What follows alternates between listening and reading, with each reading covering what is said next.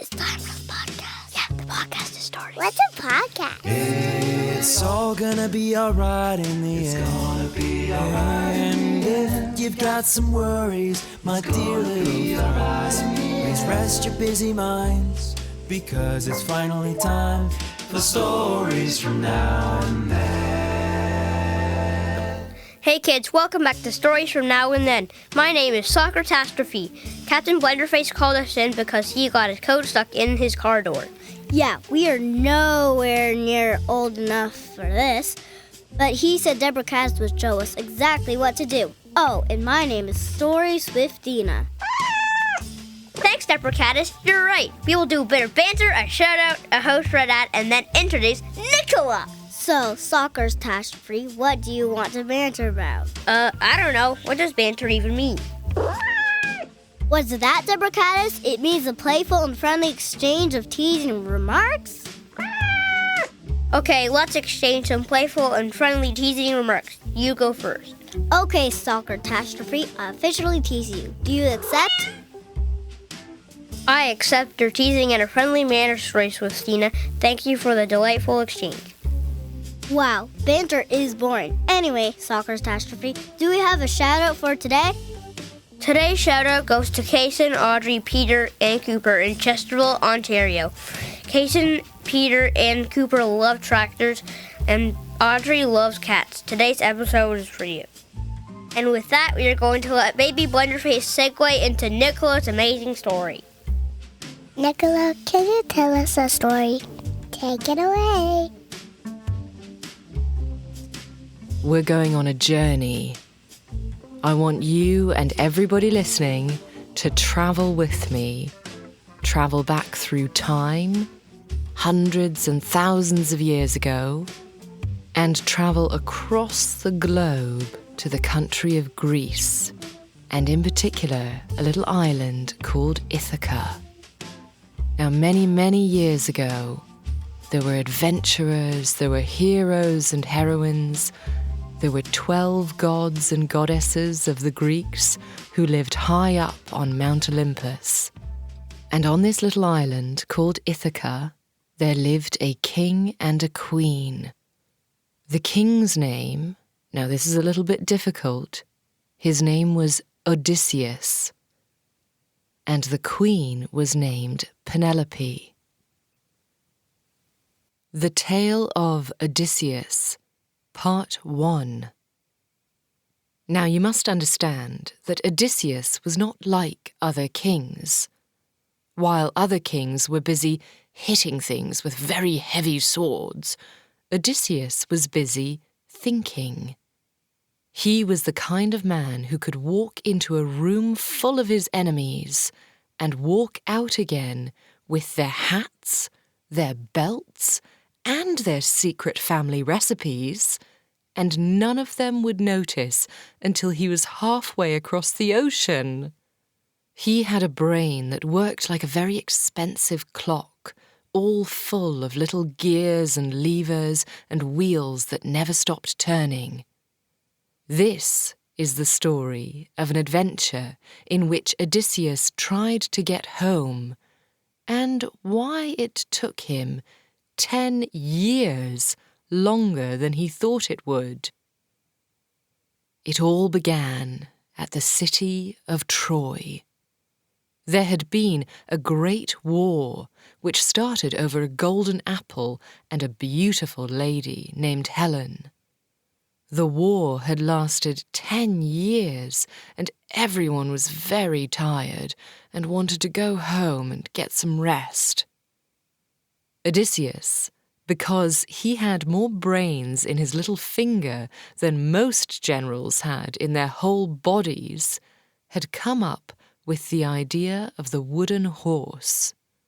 It was a very big horse, and it was very hollow, and it was full of Greek heroes ready to jump out.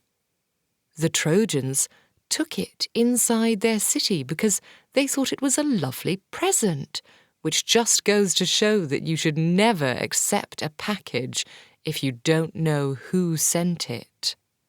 At night, the Greeks jumped out of the horse and took over the whole city, and before the Trojans could wake up, the Greeks had finally won, and Odysseus's brilliant idea had worked. So finally, the war was over. Odysseus left Troy and hopped into his ships with his 12 boatloads of men. "We are going home!" shouted Odysseus. He was excited to get back to his lovely Queen Penelope and their son Telemachus. But the north wind had other ideas. They sailed and they sailed and they sailed until they reached the land of the Lotus Eaters. The Lotus Eaters were a very peaceful people who spent all their time sitting in the sun and eating a special kind of flower. This flower was very delicious, but there was a catch.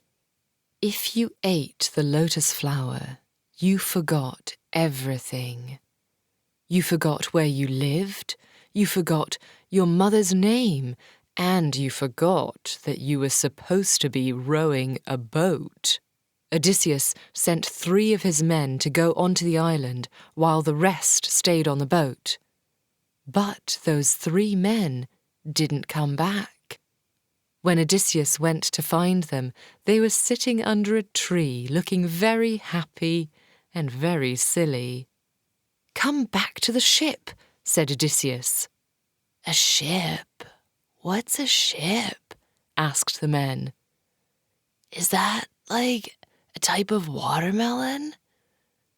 We just want to stay here and eat these flowers and listen to the bees." Odysseus did not argue.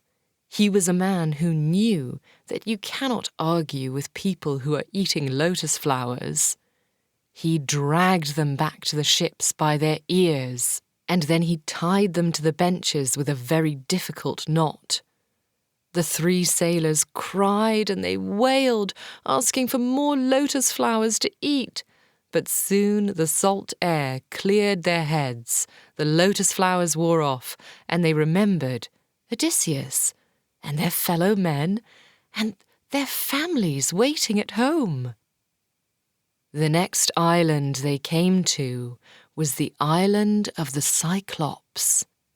A Cyclops is a very large giant who has never learned any manners, so he's very rude. And he has only one single eye right in the middle of his forehead. It is a very large eye, and it does not blink very often. Odysseus was a very clever king, but he was also too curious for his own good, and he took 12 of his bravest men and explored the island until they found a gigantic cave in the side of a hill. Inside the cave, they found giant cheeses as big as wagon wheels and buckets of milk as big as swimming pools. "Let's take the cheese and run," said the sailors, who for once had a very good idea. "No," said Odysseus, "I want to see who lives here. Perhaps he will give us a present." Now this was one of the few times that Odysseus was not being very clever at all, because the person who lived there was the giant Cyclops named Polyphemus, and he never gave presents to anyone. Very soon all the men heard big, thundering footsteps. It was Polyphemus the giant coming home with his sheep. He brought them all into the cave and then rolled a big rock in front of the cave door. This rock was so heavy that even 50 elephants couldn't have moved it an inch. Then he saw the men hiding in the corner. "Who are you?" he roared. His voice was so loud it made the milk in the buckets shake and splash. "We are travellers," said Odysseus. And you should be nice to us because we are tired from a very long war and we are going home to our families." Polyphemus just laughed. It was a very nasty, rumbly laugh. He reached out and grabbed 2 of the sailors. "You will be my supper," he said, and he locked them in a cage in the corner. Then he went to sleep and snored so loudly that the stalactites fell off the ceiling. The next morning, the giant locked 2 more sailors in the cage. "You will be my breakfast tomorrow," he said. Odysseus knew he had to do something, and quickly. "Noble giant," said Odysseus, "would you like some of this very special wine I brought from my ship? It is much better to drink than milk." "Don't mind if I do," said Polyphemus, and the giant drank a bowl of it. Then he drank another, and then he drank a third. "This is quite a good drink," he grunted. "What is your name, little man?" "My name," said Odysseus, "is Nobody," which is a very cheeky name to have, and quite a clever trick, as we'll see in a moment. "Well, Nobody," said the giant, "because you gave me this wine, I will give you a treat. I will lock you in the cage last." And then he fell fast asleep. Odysseus took a long wooden pole and he sharpened it with his jackknife. Then he put the end in the fire until it was glowing red, and he and his men gave the giant Cyclops a great big poke right into his one eye. The giant let out a very loud yell that shook the whole island. The other giants who lived nearby came running to the cave.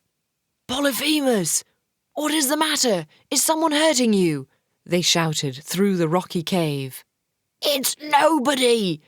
Nobody is hurting me!" cried Polyphemus. "Nobody tricked me!" The other giants looked at each other and shrugged. "Well," they said, "if nobody is hurting you, then stop making such a racket and go back to sleep." And they all went back to bed. The next morning, the giant had to let his giant sheep out to eat grass. He was having a hard time seeing anything because of the injury to his eye, so he stood at the door and felt the back of every sheep as it went past to make sure Odysseus and his men were staying inside the cave and not getting out.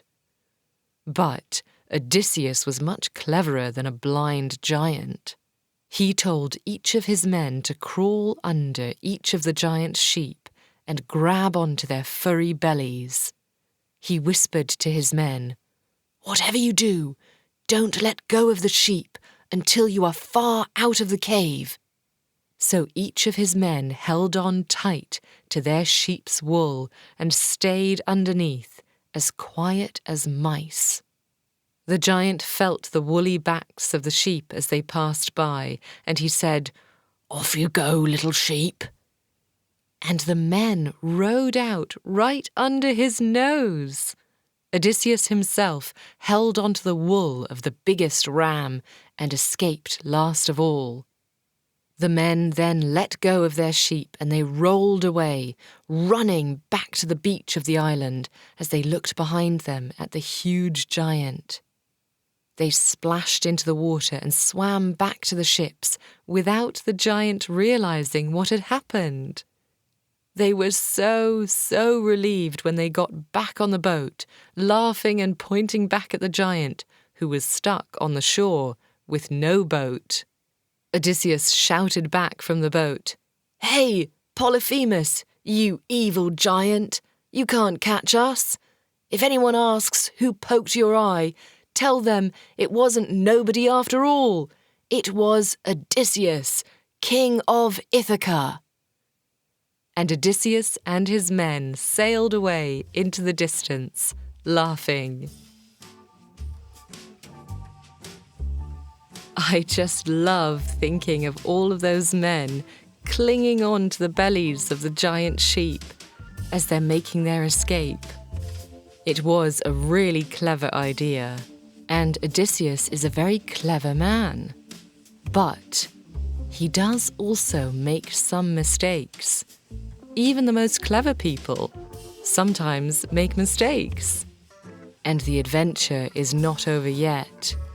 They've been to 2 islands so far, but there are many, many islands in Greece, and many adventures still to come. The next part of their journey is coming next time. Thank you, Nicola. Oh, it's Captain Blunderface, by the way. I'm so glad I made it back in time to hear part 1 of the story of Odysseus. And I finally got my coat unstuck from my car door. I was feeling sorry for myself, but now I can't really complain because, well, it's not really that bad compared to some of Odysseus's experiences. We'll find out more about what happens to him next week. Oh, and remember how today's shout-out was for Kaysen, Audrey, Peter, and Cooper? Well, you could be cool like them too and have an episode dedicated to you. Just send us a message. We'd love to hear from you.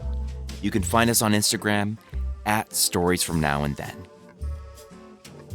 Stories From Now and Then is narrated by Nicola Ward, music by Captain Blunderface, and we want to give a big thank you to Soccertastrophe, Story Swiftina, and Baby Blunderface for hosting the beginning of the show at the last minute. Thanks, guys. Well, that's it for today, and we'll see you all next time on